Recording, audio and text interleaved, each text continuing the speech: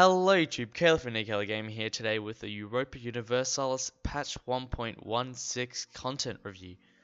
So this was released about, let's go all the way down here. This was released about yesterday at midnight, pretty much. And I just found it this morning, so I decided to create a video on it before I did anything else. So this is a little poster they created to outline the main free features of this patch. So obviously, you have your states and if you've been keeping up with the news for this patch, you have your states and territories feature, which actually you can designate what your home territory is and what's your overseas territory. Also, your home territory would be a state, sorry, not a territory. But so I believe territories have a minimum of 75% autonomy, something or other like that. But that's a pretty interesting feature. Love to see it in game.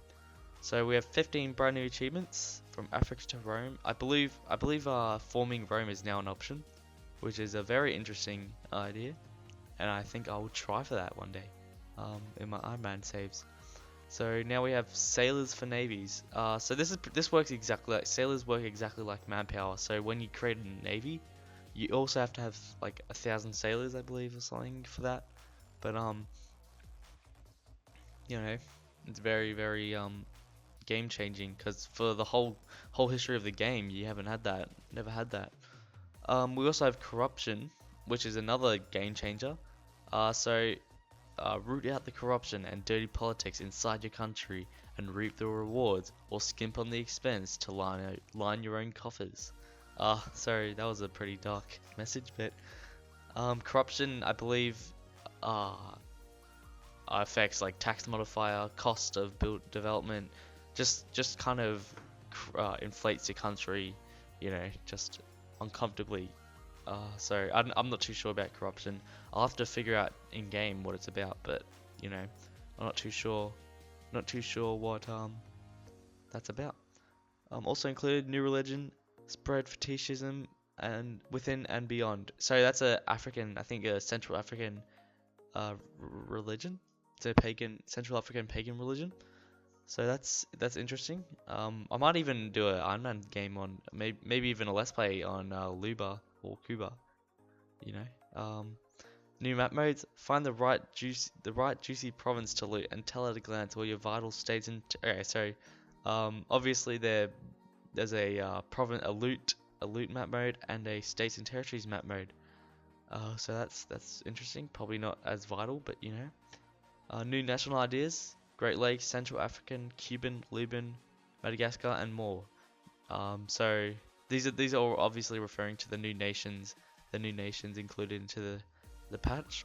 So you have your Cuba, Luba, Great Lakes. It's pretty interesting. And we also have some AR tweaks, which is expected. So these are the whole patch notes, as you can see. Look at all that. Just most of this is the free stuff, but so if we go to the expansion features, I'm not entirely sure if I will actually buy the expansion, not at launch, but I may in the future. But I haven't actually got Cossacks or Wealth of Nations. Believe it or not, I've not got Wealth of Nations.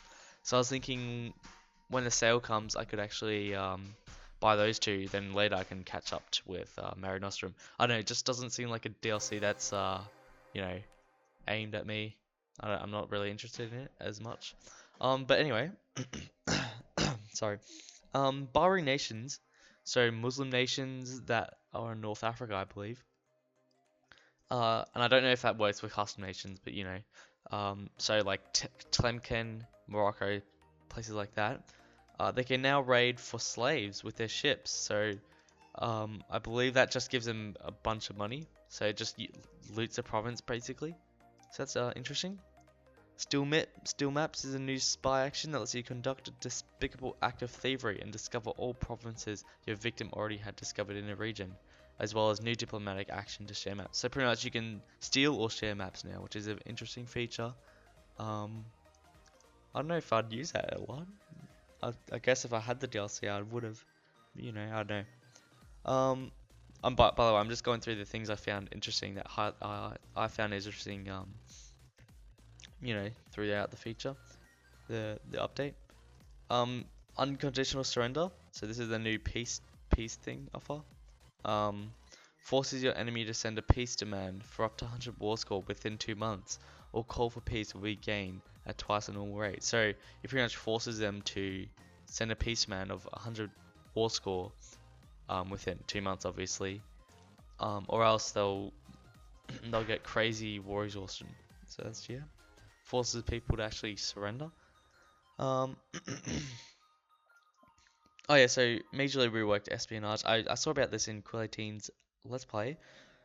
So instead of when you do your spy actions and like fabricate claims and stuff, instead of actually sending a diplomat and waiting for it to reach 100%, you actually have to you have to actually like create network, and that builds up points, and as you get points, um, so it goes from 0 to 100. As you get points, you can use those points to um, fabricate a claim on certain provinces, and certain provinces are worth more than others. So yeah, um, it's very interesting, very interesting. I don't know why that's an expansion feature. I thought that would actually be assuming they majorly rework espionage, I thought that'd be a free feature, but that's okay. So Mare Nostrum DLC. Oh wait, sorry. Um, no, there was nothing up there. So the Mare Nostrum DLC also unlocks the Hunt Pirates mission. Um, from El Dorado DLC, which I found odd because I paid for that, but that's okay. I don't care. This is also interesting. You can now rent out condottieri to other countries, which pretty much means you can rent armies to other countries for money, which is a very, very interesting feature. Love to see that in a gameplay. That's very interesting. Um, Anything else? Oh, timeline feature. That is interesting. That's not interesting. That is amazing. It's revolutionary. So you can pretty much rewatch your game. Pretty much rewatch your game from the end or from anywhere really.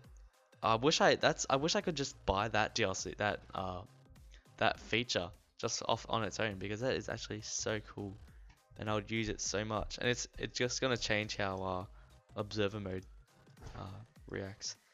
Merchant republics can form trade leagues, which is also a very useful feature. They act as a free defensive pact between all members, and also they think they give a bit of a trade boost. So that is that. Oh, okay. So when the leader of a trade league embargoes someone, all members embargo that same person. So, yeah, there you go. These are the free features. As you go on, as you get past this bit, they get kind of relevant. Well, not really relevant, but out there. You can find that in the game. So, you can now grant a vassal their core province even when it isn't adjacent. Okay, awesome. Added a loot map mode, I know. New map mode, states and territories, yes, I know. Anything different? These are just, little things. Is there anything? Okay, implement a new system called states and territories, which gives most benefits of being non-overseas. So states will give the most benefits out of their tax and trade, etc. While territories have autonomy and is considered to be overseas for many rules. Corruption, impacted by being unbalanced in tech, having overextension, and lack of religious unity. There you go, that's how it's caused. It can be combated by investment in the budget. Corruption impacts minimum autonomy in a country and its ability to do espionage and all power costs. Interesting. That's that. Oh, here you go. A decision to form our own. That is a very, very awesome feature, because I know I was I was playing a Byzantium, and I didn't know how to form Rome, and I knew I could get the achievement, but to actually form Rome was another thing. So there's a few other things around here that they're not very guess I should go down here. I think they added a lot of. Okay, so yeah, here you go. New ideas. Add Luba, Cuba. These are all the the Central African, new Central African nation. These are all culture changes. I know There's also a lot of province changes. Revised map here you go. Ireland gets a completely revised map. That's very cool. Added strait between Iberia and North Africa. So the Strait of Gibraltar actually are a strait. So that's pretty good. Antwerp now correctly to the east of Scheldt.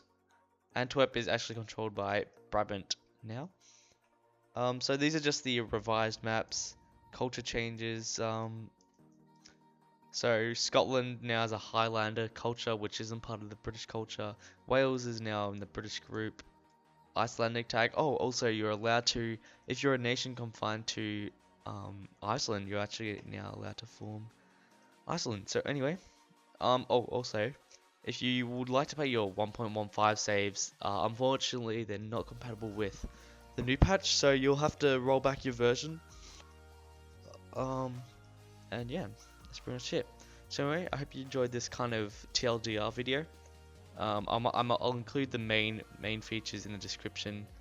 I probably should have said that at the start, but you know. Anyway, as always, comment, rate, subscribe, and I'll see you guys next time. Goodbye.